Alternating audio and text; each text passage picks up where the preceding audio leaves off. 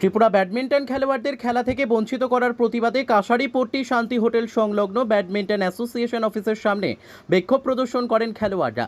পাশাপাশি ব্যাডমিন্টন অ্যাসোসিয়েশনের সম্পাদককে গ্রেপ্তারের দাবি জানিয়েছে।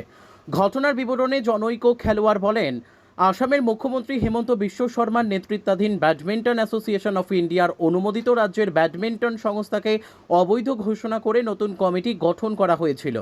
জাতীয় স্তরে প্রতিযোগিতায় রাজ্যের দল পাঠালে ব্যাডমিন্টন অ্যাসোসিয়েশন অফ ইন্ডিয়া তাদেরকে অবৈধ ঘোষণা করে।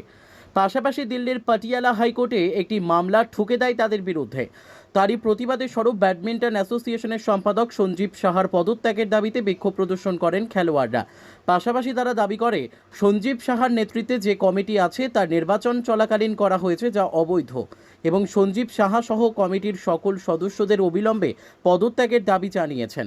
পাশাপাশি এই কমিটির বিরুদ্ধে অর্থনৈতিক একাধিক অভিযোগ রয়েছে এবং কোর্টে ইতিমধ্যেই মামলা করা হয়েছে বলেও জানান তারা।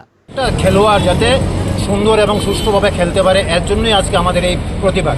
আমরা চাই না কোনো 2 নম্বরের ব্যক্তি ফেডারেশন থেকে লক্ষ লক্ষ টাকা কামিয়ে যারা প্রকৃত খেলোয়াড়, যাদের মধ্যে কোয়ালিটি আছে, তাদের বাদ দিয়ে পয়সার বিনিময়ে কোনো প্লেয়ারকে পাঠানো।